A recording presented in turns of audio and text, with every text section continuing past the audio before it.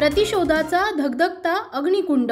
गायींची तस्करी आणि हे कत्तल शब्द अनेक भारतीयांसाठी अस्तित्वात नाहीत, परंतु पूर्वेकडे जाताना तुम्हाला कठोर वास्तवाचा सामना करावा लागेल। ते गायींची तस्करी एक नियमित प्रकरण आहे आणि तस्कर आणि कसाईंसाठी एक फायदेशीर व्यवसाय आहे।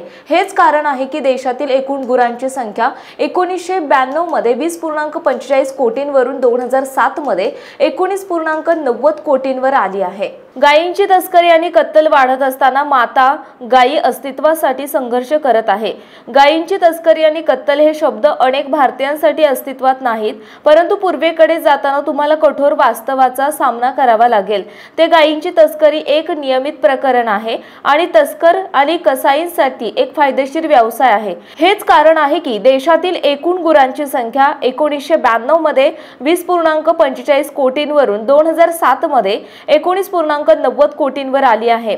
हे दुःखद आहे की भारतात गायी जीवनासाठी लढत आहेत, जिथे बहुसंख्य लोक त्यांना पवित्र मानतात आणि त्यांची पूजा करतात। आपले वैदिक शास्त्र जे त्यांना माता म्हणून संबोधतात, गायींना खूप महत्त्व देत होते आणि लोकांना त्यांचे मूल्य आणि जतन करण्यास प्रोत्साहित करतात।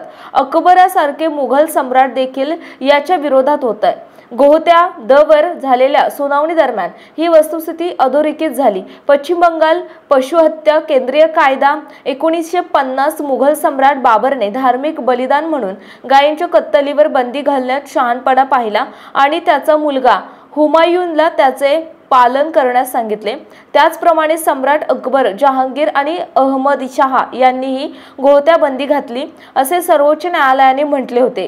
भारतात गो तस्करांचे पंख पसरले आहे। गो तस्करांचे जाळे वेगवेगळ्या राज्यांमध्ये पसरलेले आहे। स्थानिक अंदाजानुसार दररोज सुमारे 20,000 ते 30,000 गायी बांगलादेशात तस्करी केल्या जातात। तस्करी शिगेला पोहोचते। ईद उल जुहा, बकरी ईद बांगलादेशातून ते जगभर निर्यात केले जातात, विशेषतः मध्य पूर्वेकडे जिथे गोमांसाची मोठी मागणी आहे। गायींची बेकायदेशीर निर्यात करण्यासाठी तस्कर ज्या मार्गाचा वापर करतात ते म्हणजे उत्तर प्रदेश, बिहार, झारखंड, ओडिशा आणि हरियाणा आणि पंजाब सारख्या राज्यांमधून गायी प्रथम येथे नेल्या जातात। पश्चिम बंगाल जिथून त्यांची तस्करी बांगलादेशात केली जाते।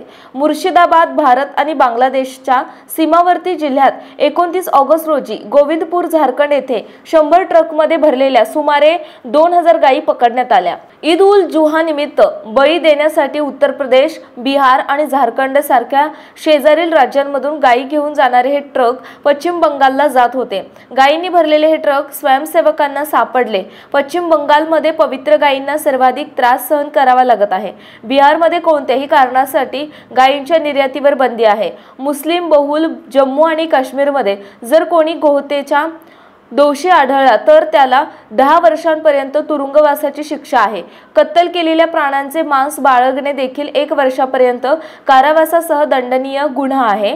कत्तलीसाठी जम्मू आणि काश्मीर बाहेर गायींची वाहतूक करण्यासही बंदी आहे। दुर्दैवाने पश्चिम बंगाल पोलीस आणि प्रशासन या संदर्भात कोणतीही कठोर कारवाई करत नाही। अखिल भारतीय गोरक्षा मिशनच्या कार्यकर्त्यांचा आरोप आहे की पश्चिम बंगाल पोलीस तक्रार दाखल करण्यासाठी त्यांच्याकडे येतात तेव्हा ते उद्धटपणे वागतात। त्यांच्या मते कोलकात्याच्या लाल बाजारमध्ये त्यांच्या कार्यकर्त्यांनी काही गायी वाचवल्या तेव्हा पोलिसांनी त्यांना अजामीनपात्र कलमाखाली अटक करण्याची धमकी दिली। आता मोठा प्रश्न उद्भवतो की गुन्हेगारांविरुद्ध कारवाई न करण्यासाठी राज्य पोलिसांवर काही बाह्य दबाव आहे का? यामध्ये नक्कीच काही संबंध असल्याचे दिसून येते। गोहत्येबद्दल पश्चिम बंगाल सरकारची उदासीनता अनेक प्रसंगी दिसून आली आहे। उदाहरणार्थ बंगाल सरकारने 1950च्या पश्चिम बंगाल पशुहत्या केंद्र कायदा दिलेल्या तरतुदीचा वापर करून ईद उल जुहा रोजी गोहत्या करण्यास परवानगी दिली।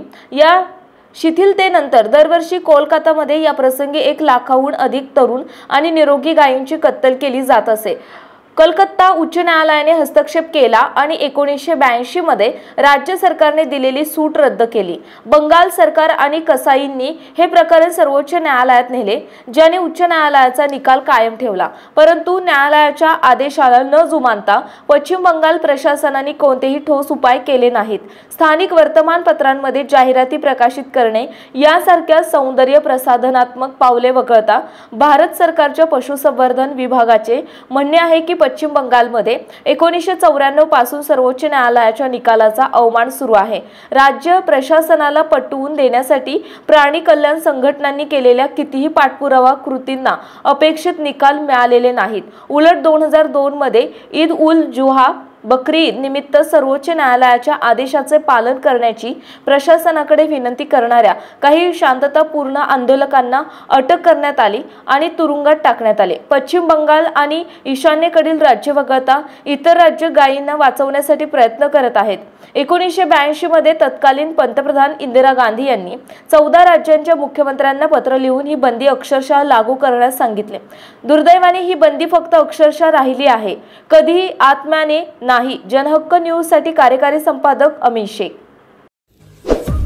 आपल्या परिसरातील महत्त्वाच्या बातम्या पाहण्यासाठी जनहक्क न्यूज चॅनलला YouTube वर सबस्क्राइब करा आणि बेल आयकॉन प्रेस करा।